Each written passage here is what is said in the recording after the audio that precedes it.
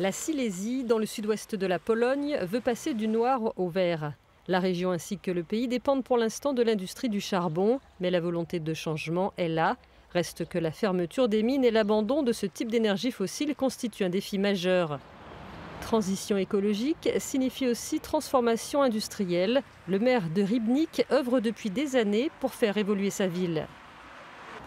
Nous avons divisé nos activités en 3 parties. L'éducation, le processus de subvention et l'application de sanctions qui résultent entre autres d'une résolution contre les fumées.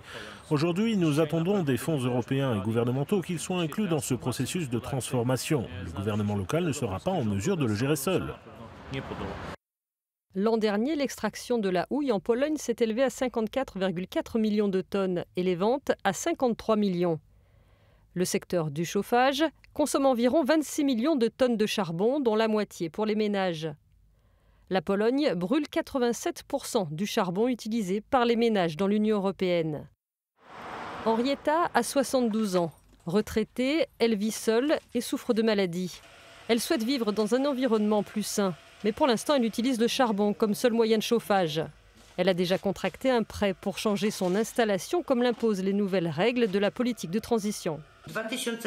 J'ai besoin de 533 € pour tout payer et ce moyen de chauffage devient de plus en plus cher chaque jour.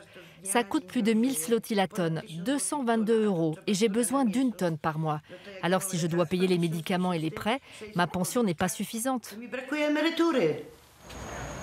Le changement est pour beaucoup hors de portée. Sortir du charbon trop vite pourrait causer une crise énergétique. C'est l'avis de ce représentant du syndicat Solidarnosc. J'ai peur que cet hiver puisse déjà montrer qu'en fait la Pologne sans charbon n'a pas vraiment d'alternative pour le moment. Il est déjà certain que cette crise va se produire. La Pologne n'est pas préparée à des changements aussi drastiques de son système énergétique. Aujourd'hui, les prix du gaz montrent que les Polonais n'auront tout simplement pas les moyens d'acheter de l'énergie.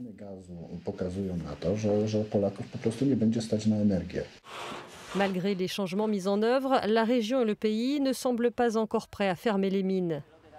Le vice-ministre du Climat promet que la transition verte en Pologne se passera bien, mais il reconnaît qu'il reste des défis à relever. Je suis optimiste quant à la transition, quant au chemin sur lequel nous nous dirigeons, même si nous devrons peut-être accepter en partie l'énergie basée sur le charbon en utilisant des technologies avancées, afin de ne pas émettre de polluants dans l'environnement. Jusqu'à ce que la Pologne remodèle son système basé sur l'énergie nucléaire et en grande partie sur le gaz comme combustible de transition, nous devrons utiliser la production d'électricité conventionnelle basée sur le charbon. L'année dernière, les mines polonaises ont produit environ 7,2 millions de tonnes de charbon, soit moins que l'année précédente. Les ventes de cette matière première ont diminué d'environ 5,4 millions de tonnes. La production a diminué de près de 12% et les ventes de plus de 9%.